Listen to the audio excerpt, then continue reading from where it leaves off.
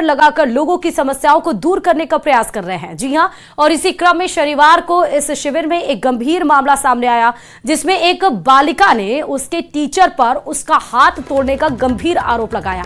शिकायत पर तुरंत एक्शन लेते हुए शिक्षा मंत्री ने शिविर में ही मौजूद उपाधीक्षक घनश्याम मीणा को मौके पर ही 0 रिपोर्ट दर्ज कर संबंधित थाने को प्रेषित करने और आरोपी शिक्षक को तत्काल राउंड अप करने के निर्देश दिए हैं। इस पर शिविर में ही आरोपी शिक्षक के खिलाफ रिपोर्ट भी दर्ज की गई।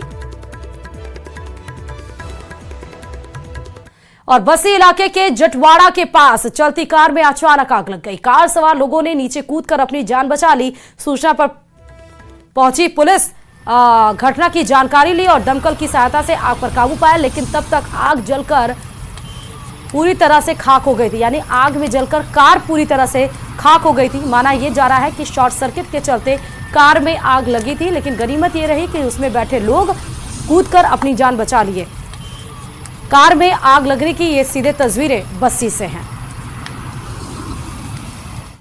जयपुर ग्रामीण के कालवाड़ इलाके के इंदोकिया स्टैंड पर बड़ा हादसा होने से टल गया।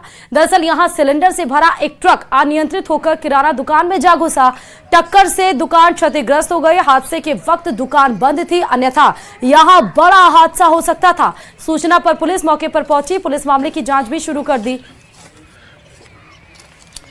तो सिलेंडर से भरा ये ट्रक आप देख सकते हैं कैसे वहां पर अनियंत्रित होकर जो सिलेंडर से भरा ट्रक है वो एक दुकान में जाके घुस गया। अगर दुकान खुली होती तो वाकई भीषण हादसा यहां पर हो सकता था।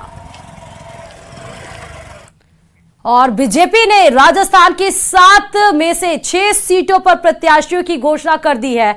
बीजेपी ने दौसा सीट से मंत्री किरोड़ी लाल मीणा के भाई जगन मोहन मीणा को प्रत्याशी बनाया है। उपचुनाव के लिए प्रत्याशियों की घोषणा बीजेपी ने कर दी है और इसी पर देखिए ये रिपोर्ट।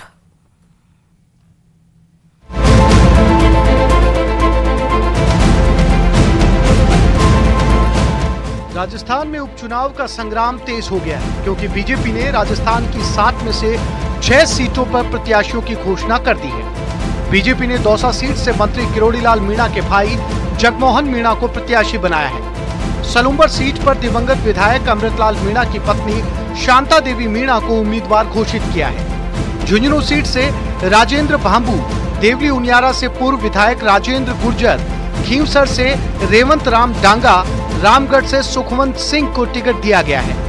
84 सीट पर भाजपा ने अभी प्रत्याशी घोषित नहीं किया है। बीजेपी ने खींवसर को छोड़कर सभी सीटों पर उम्मीदवार बदल दिए हैं।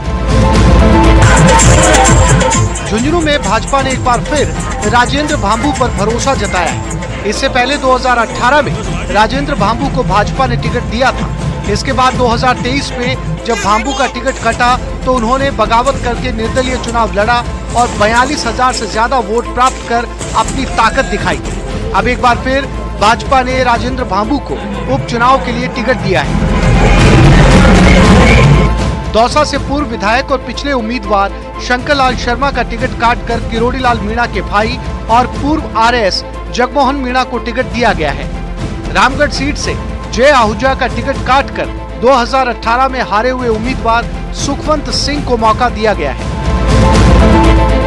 खींवसर सीट से भाजपा ने 2023 के विधानसभा चुनाव में प्रत्याशी रहे रेवंत राम डांगा को एक बार फिर टिकट दिया है। टोंक जिले की देवली उनियारा विधानसभा उपचुनाव में बीजेपी ने पूर्व विधायक राजेंद्र गुर्जर को टिकट दिया है। बीजेपी की लिस्ट आते ही राजेंद्र गुर्जर के समर्थक घंटागढ़ चौराहे पर पहुंचे और दिवाली से पहले दिवाली मनाकर आतिशबाजी कर खुशी मनाई। वहीं बीजेपी आलाकमान का आभार जताया।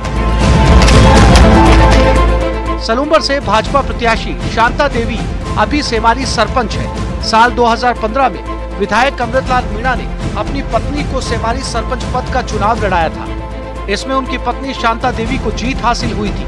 शांता देवी की प्रतिद्वंदी उम्मीदवार सुगना देवी ने शांता देवी की कक्षा 5वीं की फर्जी मार्कशीट को लेकर शिकायत दर्ज कराई है।